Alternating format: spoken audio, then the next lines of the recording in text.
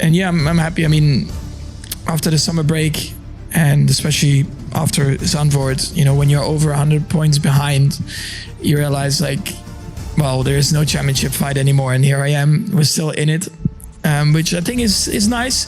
But of course, I hoped to be a little bit more competitive over the whole season, naturally, and especially now when you really need it. But yeah, I'm happy. I mean, I will never be, of course, fully happy with myself. I don't think you should be able to do that. So you always look for improvements. But of course, at this stage of your career, probably it's very marginal what you're going to improve at. Max Verstappen's entire Qatar weekend has just been turned upside down after the FIA released new internal evidence about the RB21, and what they uncovered has triggered a full-blown investigation inside the paddock. The FIA's data proves that Verstappen's early sessions were not just poor performance, but the result of a structural suspension conflict so severe that the RB21 was bouncing violently enough to disrupt his vision under braking. Red Bull then used a rare park firm opening to execute emergency front suspension changes that transformed the car from nearly undrivable to qualifying in third place behind both McLarens. Before we break down exactly what the FIA found and how it affects the championship, make sure you subscribe right now, because the final 2 races will be decided by details this investigation has just exposed. Qatar qualifying produced a dramatic turnaround for Verstappen after a disastrous sprint session where the RB21 behaved like a midfield car. He secured third place with a 1 minute 19 seconds and 651 thousandths lap, only 2/10 away from pole. The FIA confirmed that this recovery was not luck, but the result of targeted suspension corrections executed between the sprint and qualifying under the 2024 and 2025 park firm rules. Red Bull softened the front stabilizer bar and adjusted the ride height to reduce the violent mechanical bouncing that had crippled Verstappen earlier. The FIA then revealed the hidden truth behind his poor morning sessions. Verstappen had been losing more than half a second in the first sector because the RB21 suffered from a disconnect between the front and rear axles.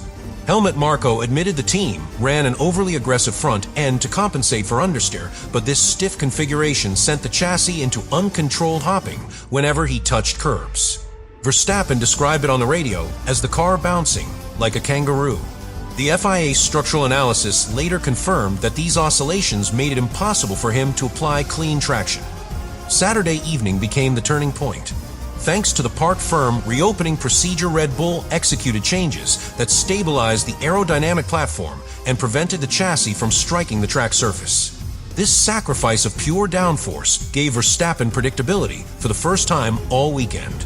The FIA noted that these changes allowed him to attack the high-speed sequence from turn 12 to turn 14 without fear of sudden rear losses. His lap was still limited by first sector understeer, but the improvement in confidence produced the third fastest time of qualifying. McLaren's dominance added tension to the investigation.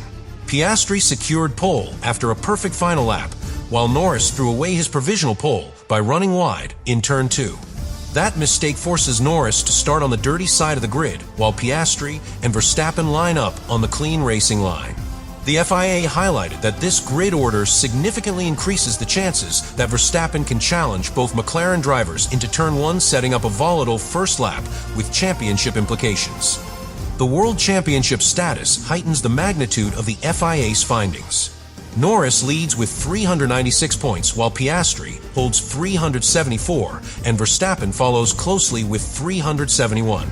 Verstappen must finish ahead of Norris to keep realistic hopes alive. If Norris wins and Verstappen finishes third, the gap becomes nearly impossible to close in Abu Dhabi. The FIA's confirmation that Red Bull solved the suspension conflict now puts Verstappen in a position to exploit the start and destabilize the McLaren duo. Verstappen's radio messages during Q3 provided insight into the remaining limitations.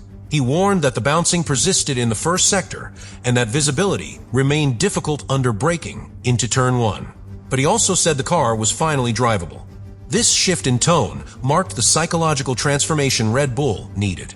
After qualifying, Verstappen admitted McLaren was still the benchmark, but insisted that the RB21 now allowed him to fight rather than survive. Christian Horner praised the mechanics for making aggressive changes in the brake, saying Verstappen delivered a magical lap once the platform stabilized. The FIA's concluding assessment confirms that Verstappen's recovery was the product of technical correction rather than a disguised pace advantage. The RB21 remains weaker in pure one-lap performance than the McLaren MCL39, but the car now behaves coherently enough for Verstappen to deploy tactical race craft on Sunday. With better tire preservation than in the sprint, and with McLaren's internal tension rising, Verstappen enters the race with a realistic chance to reshape the championship. The start becomes the defining moment because he launches directly behind Piastri on the clean side, while Norris must fight through dust and compromised traction. The central problem Verstappen faced in Qatar qualifying was the structural imbalance inside the RB21 that the FIA later confirmed through its detailed analysis. During the sprint, the car produced such aggressive bouncing over curbs and surface transitions that Verstappen could not place the front tires with any precision. Lusail demands confidence in the initial steering phase, yet Verstappen was fighting a car that reacted violently the moment it encountered load.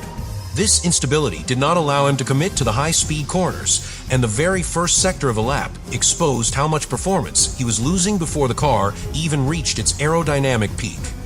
A second problem emerged from the mismatch between the front and rear axles. The FIA's data showed that Red Bull attempted to sharpen the front rotation by increasing stiffness, but this created a mechanical disconnect that the rear could not follow.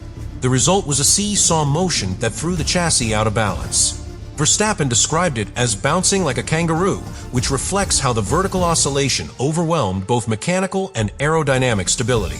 When the front responds too sharply and the rear cannot absorb the load, the car enters an unpredictable rhythm that destroys confidence and erases grip in every fast corner. The third problem involved braking stability. The FIA's traces confirmed that the bouncing made it difficult for Verstappen to maintain a stable footprint under heavy braking. The suspension imbalance created inconsistent tire contact patches, which forced the brake system to operate without a clean foundation. Verstappen said he struggled to see the braking point because the oscillation blurred his reference markers. This compromised his ability to attack the entry to Turn 1 and Turn 6, both of which require the driver to carry speed and trust the rear not to snap unexpectedly. Without braking consistency, every part of the lap becomes compromised. A fourth problem came from the aerodynamic consequences of the instability.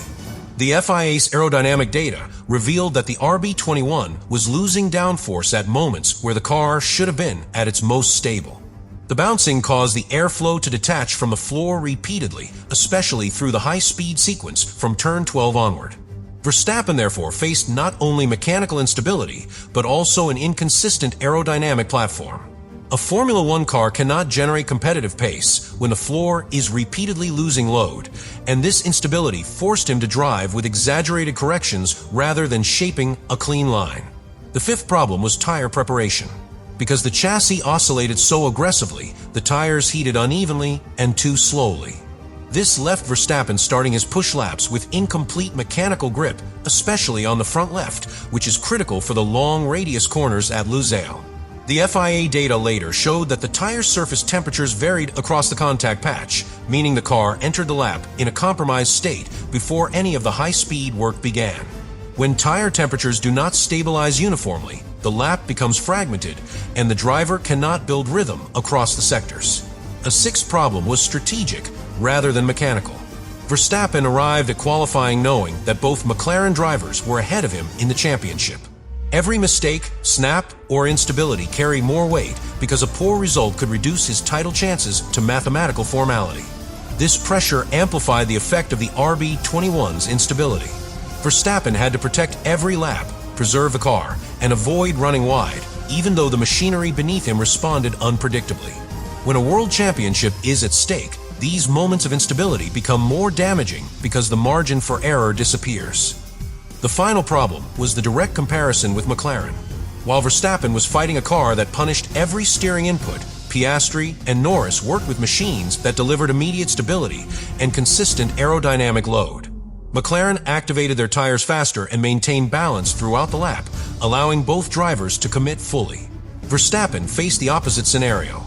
Even when he extracted everything from the RB21, he had to overcome instability, visibility issues, and unpredictable grip. This contrast made the McLaren advantage appear larger than it truly was because Verstappen was driving with limitations that no rival had to confront. Red Bull's engineering group entered the most demanding phase of the weekend the moment the FIA released its internal findings. The data confirmed that Verstappen's instability was not a matter of driver adaptation, but a structural issue within the RB21. This meant the engineers had to react inside a tightly controlled environment where park-firm rules restrict major modifications. Their challenge was to identify the exact source of the bouncing and apply a correction small enough to be legal yet powerful enough to transform Verstappen's confidence. Only teams with deep technical discipline deliver solutions under this level of pressure, and Red Bull had only a narrow window to respond. The first engineering intervention targeted the front suspension. The FIA traces showed that the initial stiffness was far too aggressive, which caused the chassis to load violently each time Verstappen hit a curb. This mechanical shock fed through the floor and destabilized the aerodynamic platform. To counter this, Red Bull softened the front stabilizer bar and adjusted the ride height slightly. These changes allowed the suspension to flex rather than strike the circuit with force. The result was a noticeably calmer platform that no longer jolted Verstappen through the initial steering phase. This single intervention unlocked grip that had been inaccessible throughout the sprint. A second engineering task involved restoring aerodynamic coherence. With the bouncing reduced, the airflow over the floor and diffuser stabilized, allowing the RB21 to build consistent downforce. The FIA noted that before the changes, the floor repeatedly lost load in the rapid transitions through the final sector. After the adjustments, the aerodynamic profile became predictable enough for Verstappen to attack the high-speed sequence rather than surviving it. This shift gave him the confidence to commit deeper into the apex and extract lap time previously out of reach. The third pressure point concerned braking performance. The earlier setup created irregular tire contact during deceleration, which hurt both stability and visibility. Verstappen reported through radio messages that he struggled to see the braking markers clearly because the car shook so violently. Engineers reviewed brake pressure traces and confirmed that the oscillation distorted how the car accepted load. Once the suspension changes were applied, the braking zones became far more stable. Verstappen no longer needed to compensate with exaggerated steering corrections, which allowed him to re-enter the rhythm required for a front-running qualifying lap. A fourth engineering challenge centered on tire behavior. Before the corrections, the tires warmed up unevenly and lacked the uniform temperature profile that Verstappen needs to push on the first-time lap. With the improved mechanical balance, the tires reached their operating window more cleanly and maintained grip through the long radius corners. This gave Verstappen a stronger foundation from the moment he exited the pit lane, enabling him to lean on the car consistently rather than waiting for the tire to stabilize.